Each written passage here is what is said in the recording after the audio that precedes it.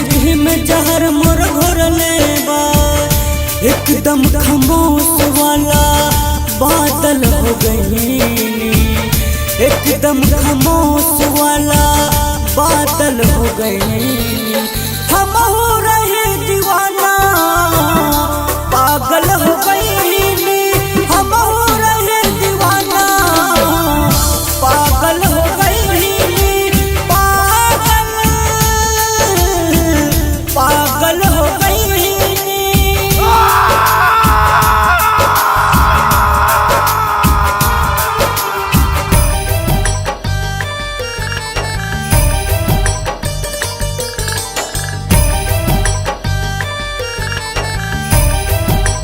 Music by Priyansu Gupta.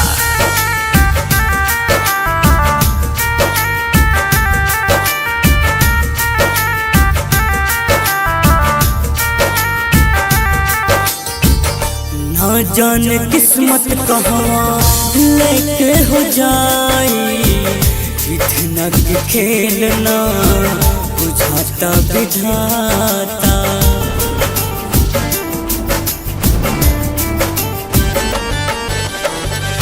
ना जाने किस्मत कहाँ लेके हो जाई, इतना के खेलना बुझाता विधाता।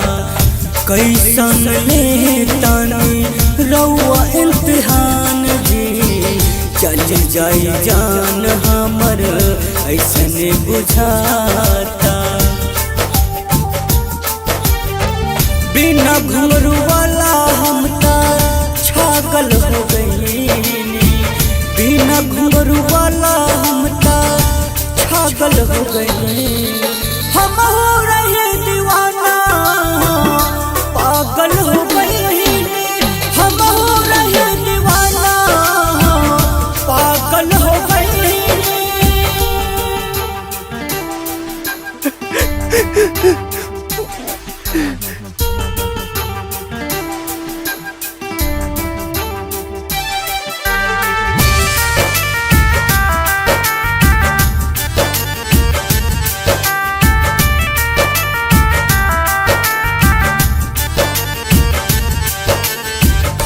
आजकल के प्यार हो भइल बेपार बा, केहू ना निभावल चाहे वादा हो।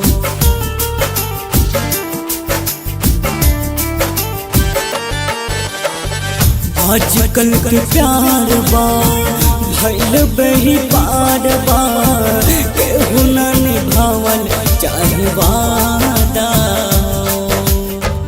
केकरा प्यास करी के विश्वास बा, केहू ना निभावल चाहे वादा।